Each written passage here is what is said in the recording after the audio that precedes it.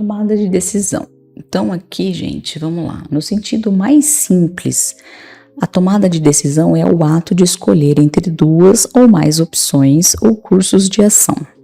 Toda vez que avaliamos alternativas e optamos por seguir um caminho, estamos tomando uma decisão. Tomada de decisão envolve escolher entre diferentes opções. Avaliar as alternativas é uma parte fundamental do processo decisório. A tomada de decisão é uma competência essencial para líderes e profissionais que precisam agir de forma estratégica diante de desafios e oportunidades. Saber escolher a melhor alternativa no momento certo pode impactar diretamente o sucesso de uma equipe ou organização. Eu trouxe para vocês aqui algumas dicas, né, sobre esse processo de tomada de decisão, né? Tem muita relação com a resolução de problemas, né? Tá muito linkado uma coisa na outra, porque a partir do momento que você tem um problema, você encontra as possíveis saídas, as possíveis soluções, você tem que tomar decisão, né? Se você vai para A, se você vai para B, se você vai para C, se você começa com C e depois você põe A. O tempo todo nós estamos tomando decisões. Então nós estamos tomando decisões o tempo todo, né? Inclusive, tem uma frase, né, do Mark Zuckerberg, que ele fala que ele usa todos os dias a mesma camisa, né? Ele usa sempre uma camisa preta, porque ele não quer precisar tomar decisões pela manhã. E aí, com base nessa fala, né, tem uma pesquisa sobre isso, que o cérebro humano tem uma quantidade limitada de decisões que precisa tomar, que consegue tomar durante o dia, né? Eu não vou me recordar agora a quantidade, mas vamos usar como exemplo, né? Nosso cérebro é capaz de processar e tomar 100 decisões por dia, um exemplo. Então você imagina um alto executivo que precisa tomar decisões super expressivas, super importantes no trabalho, né? E ele sabendo que ele tem essa limitação, né, física, natural do ser humano, então ele tem que escolher quais decisões ele vai tomar. Então, tomar uma decisão de manhã, logo cedo, se vai com a camisa branca ou preta, não faz sentido para ele. Ele tem que excluir essas decisões superficiais para que ele tenha folga, né, para que ele tenha um banco dele ali, a possibilidade de tomar as decisões que ele precisa tomar, né? Tanto que tem também nessa mesma pesquisa a informação sobre as redes sociais, né? Quando a gente acorda logo pela manhã e começa a passar o feed do celular, né, numa rede social, o seu cérebro já está tomando decisões ali naquele momento, né? Eu gosto ou não gosto, eu curto ou não curto, legal ou não legal, bonito ou feio. Você já está tomando decisões, gastando decisões, né, do seu banco, do seu cérebro, com bobagem, né? Por isso que na rotina matinal que a gente vai falar lá no módulo de performance, produtividade e performance, nós vamos falar sobre essa questão da rotina matinal. Não ter acesso ao celular logo imediatamente pela manhã, né? Se possível, deixar a sua roupa do dia seguinte já separada à noite.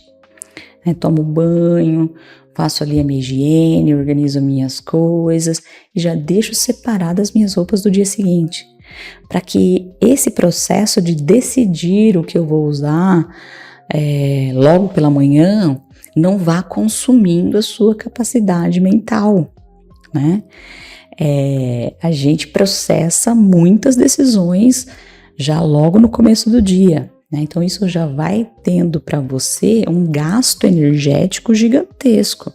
E aí chega na metade do dia, na hora do almoço, você está já exausta. Quantidade de coisas que a sua mente foi processando, né? Então a gente tem que cuidar, né? Cuidar de como a nossa mente pode ajudar a gente, né? A nossa mente é uma máquina incrível e a gente precisa fazer o melhor uso possível dela, né? Trazer a melhor performance da máquina para o nosso benefício, né? E se você fica enchendo de porcaria nela, você não vai fazer o melhor uso possível, né? Então, é importante que você entenda que você tem uma quantidade limitada de decisões para tomar durante o dia, tá? E que você tente o máximo possível, né, guardar esse saldo aí de decisões, né, esse saldo mental para as decisões importantes que você precisa tomar, tá? Porque aí você vai conseguir pensar com mais clareza, né, com mais objetividade, tomar decisões melhores, mais qualificadas, tá? Vamos lá. Aqui algumas dicas, né? Então, muitas coisas a gente já falou. Eu sei que pode eventualmente parecer repetitivo, gente, mas é de propósito, tá? A gente aprende por repetição, né? Então, eu vou continuar trazendo algumas coisas para vocês. Então, coleta e análise de informações. Uma líder eficaz é capaz de coletar informações relevantes e avaliar as opções disponíveis. Elas consideram diferentes pontos de vista, pesam prós e contras e tomam decisões com base em evidências e análises sólidas. Pensamento crítico. Líderes com pensamento crítico tomam decisões fundamentadas, avaliando consequências, identificando suposições e reconhecendo vieses para melhorar a tomada de decisão. Gestão de riscos. A tomada de decisões eficaz envolve avaliação e gestão de riscos. As líderes são capazes de identificar riscos potenciais, considerar suas probabilidades e impactos e desenvolver planos de mitigação adequados, né? Então, é importante que a gente faça bem essa análise de risco. Agilidade na decisão. As líderes devem ser capazes de tomar decisões eficientes e rápidas quando necessário. Elas devem ser capazes de avaliar a situação, confiar na intuição e agir com confiança. Responsabilização. Líderes devem assumir a responsabilidade por suas decisões e aprender com elas. Elas devem estar abertas a feedback e serem capazes de ajustar suas abordagens quando necessário. Então aqui, gente, a gente já falou, né, praticamente de todos esses pontos, né, coleta de informação, ter um pensamento crítico, fazer análise de risco, tomar decisão com agilidade quando é necessário, ter esse senso de urgência bem desenvolvido, assumir a responsabilidade, né? Não adianta a gente tomar uma decisão e depois dizer que não tomou, que não foi bem assim, que não era assim que você tinha pensado. A gente tem que ter integridade no que a gente fala, nas nossas ações, né? E se responsabilizar por isso, né? Então, tudo isso aqui a gente já discutiu bastante, eu não vou repetir nesse momento, tá? Vou repetir mais pra frente de novo, mas agora não. E aqui vem os desafios, né? Quais são os principais desafios para a tomada de decisão? Então, a gente tem aqui o viés de confirmação, né, a tendência de buscar e valorizar mais informações que confirmam crenças pré-existentes, ignorando evidências contrárias, né? Aversão à perda, medo excessivo de perder o que já se tem, mesmo quando a mudança traria mais benefícios. Falácia do custo irrecuperável, a tendência de insistir em algo para não desperdiçar o investimento, mesmo que a decisão não seja a mais vantajosa. Excesso de confiança, tendência de superestimar o próprio julgamento e subestimar os riscos. Pensamento de grupo, abandonar o próprio julgamento crítico e aderir acriticamente à opinião da maioria. Aqui, gente, para mim, assim, todos são perigosos, tá? Talvez o pensamento de grupo seja o mais perigoso. né? Porque às vezes você sabe que aquela decisão não é a melhor, você tem informações, tem dados, né? Mas você não se expõe, você não fala, você não contribui no processo, né? E você se cala e deixa que o grupo decida, e aí você tem uma desconfiança, uma dúvida se você estaria certo ou não, né? Você não confia no seu taco e você deixa o grupo decidir, a maioria decidir, né?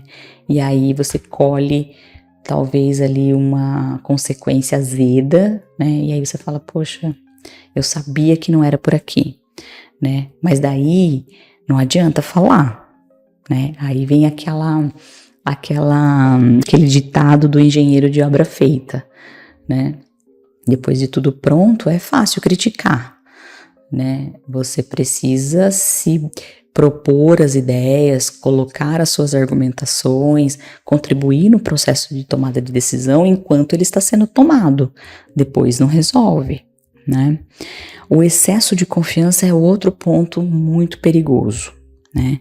A gente falou sobre o processo de aprendizagem, que a gente, na verdade, eu não só comentei, né? Vou trazer para vocês com mais organizado nas próximas aulas, mas a gente começa, né, o processo inconsciente e incompetente, né? Eu não sei fazer e não sei que não sei fazer, né?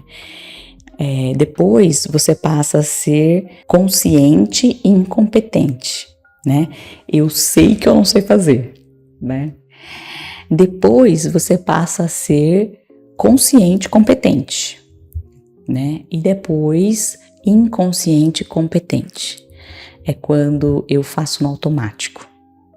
É quando eu já passei por aquela situação tantas vezes que eu já sei a saída. Eu já sei como resolver, eu nem avalio mais os dados, eu nem avalio mais os fatos, eu não pego a opinião das pessoas, eu acabo superestimando o meu conhecimento, o meu julgamento, né, e subestimando a situação, achando que aquela situação é muito simples, né, e aí que mora um perigo gigantesco, né? A gente nunca deve supervalorizar a nossa experiência, né, e nem subestimar a situação ali que está acontecendo, porque a gente pode se surpreender e se surpreender de uma forma negativa muitas vezes, né? É facinho de dar errado quando a gente assume essa posição, tá? Normalmente em líderes mais de início de carreira isso não acontece tanto, né? Porque você tá ali, é como aprender a dirigir. Quando você começa a dirigir, você tá super tenso, você tá olhando todos os sinais, você presta atenção em todos os movimentos, você fica super atento, né? Então, e aí você começa a dirigir.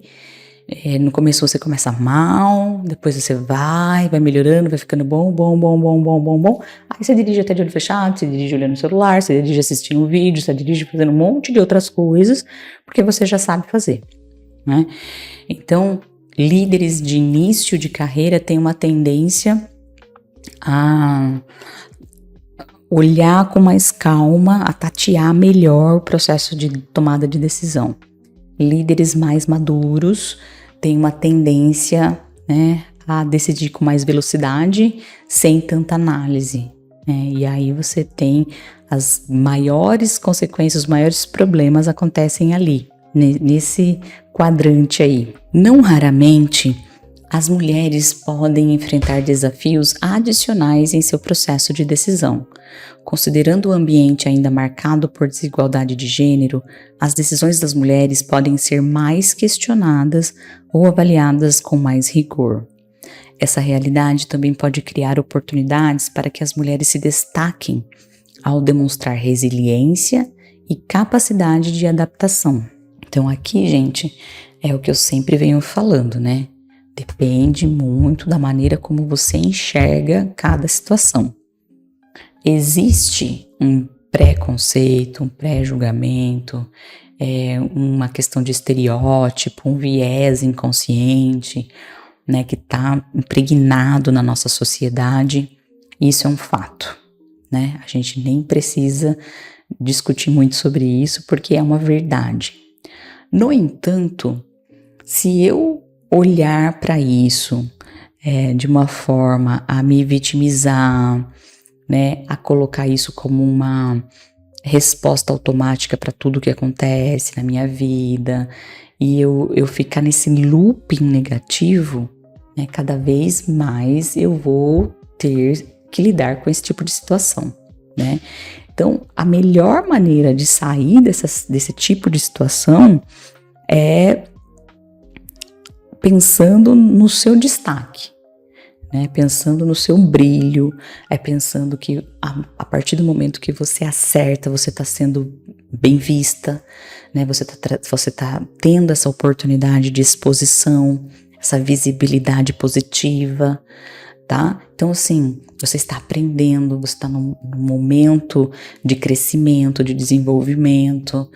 Então, sempre concentrar, sempre focar no que isso tá te trazendo de positivo, né? E buscar não se concentrar tanto nessas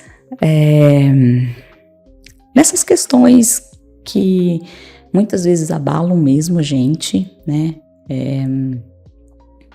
A gente vai falar também bastante sobre isso na aula de diversidade, né? Mas a gente precisa se fortalecer, né? Se fortalecer e seguir adiante, sabendo que a gente está entregando o nosso melhor, tentar. Tem uma frase que fala assim: a ignorância é uma bênção, né? Quando você não sabe que isso existe, isso não te incomoda, isso não te afeta. Então, a dica aqui é que você tente o máximo possível não se deixar abalar, não se deixar afetar, né? Faça de conta que você não sabe que isso existe, né? Que você não percebe esse tipo de movimento, né? E segue adiante como o sapinho surdo, né? Porque senão a gente tem uma tendência a ficar criando crenças limitantes, a ficar criando condicionamentos, né? Criando ali os nossos próprios vieses, e isso tem uma tendência a dificultar muito o nosso dia a dia. E aqui, por último, né, mais algumas dicas, né? Seja confiante, baseie-se em dados, estude, assuma os riscos calculados, aprenda com os erros e pessoas e segurança sempre em primeiro lugar. Então, sempre que você tiver que tomar uma decisão e uma das saídas ou uma das consequências venha a afetar a segurança das pessoas ou venha a afetar algo importante na vida das pessoas, isso precisa ser conduzido como um valor para você, né? Você não vai tomar nenhum tipo de decisão que traga algum prejuízo para as pessoas, para a segurança das pessoas, principalmente, né? Então isso precisa estar bem claro e isso precisa, né, fazer parte aí da sua construção de valores. E por último e mais importante, ouça a sua intuição. Meninas, às vezes a gente não sabe o caminho. Às vezes a gente não sabe qual é a melhor decisão. Nesse momento, né, você contar com pessoas mais experientes, contar com uma mentoria, contar com o seu chefe, né, contar com parceiros ali, amigos que possam te ajudar. Sempre tudo isso é apoio, é importante, né, vai te ajudar a construir um caminho mais rápido.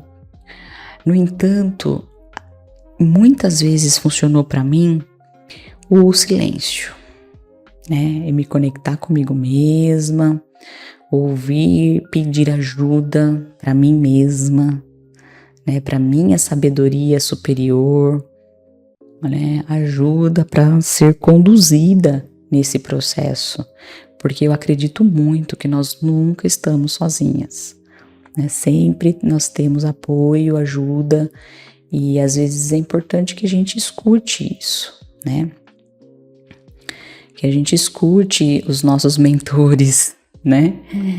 Então, pergunte, né? Pergunte para sua sabedoria divina, né? Para o seu eu superior aí. Isso vai vir, essa resposta vai vir através de uma intuição, sabe? Às vezes eu tô num processo que eu olho assim e falo, tá cheirando bem isso aqui. Não tá, né?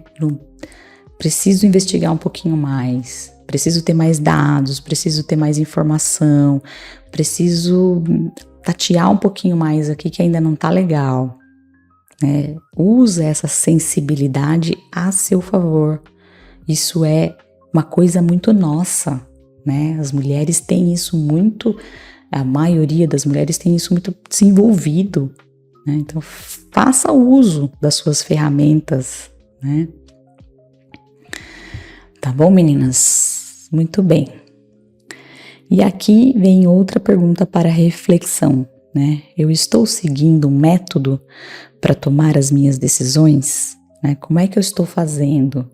Quais foram as minhas últimas decisões importantes que eu tomei, né? Eu tomei decisões que foram assertivas. Faz uma lista das últimas 10 decisões importantes que você tomou. Quantas foram corretas, assertivas? Quantas não foram, não deu tão certo assim? Avalia essas que não deram muito certo. Como era aquele momento que você tomou aquela decisão? Quais eram as circunstâncias? Como estavam as suas emoções? Como você estava se sentindo? Qual era o nível de pressão? Avalia, né? O nosso histórico, né? Ele tem dados importantes para a gente avaliar, para a gente crescer, para a gente aprender, né? Como que eu faço daqui para frente? E eu mesmo, para quando as decisões foram boas, positivas, faça essa análise, né? Tenta identificar algum padrão, algum gatilho, alguma coisa que você fez que deu certo, né? O que você fez para dar certo? Eu tenho os meus, né? Eu tenho certeza que você tem os seus. Então, começa a listar isso, porque isso são as suas ferramentas. É a maneira como você consegue tomar decisões assertivas e seguir adiante de uma forma, né, robusta. Identifica isso. Avalia ali qual que é o padrão. Isso é assim que funcionam as pesquisas, tá, gente? Sempre que a gente vai fazer pesquisa, né, na academia, nas universidades, vai pelo padrão, né? A gente vai identificando ali e segregando, né, o que mais se repete, né? Então, quais são os comportamentos que estão se repetindo, que são positivos? Quais são os comportamentos que estão se repetindo e são negativos? Né? Vai fazendo essa avaliação de você mesmo. Você vai ver que vai trazer respostas muito interessantes.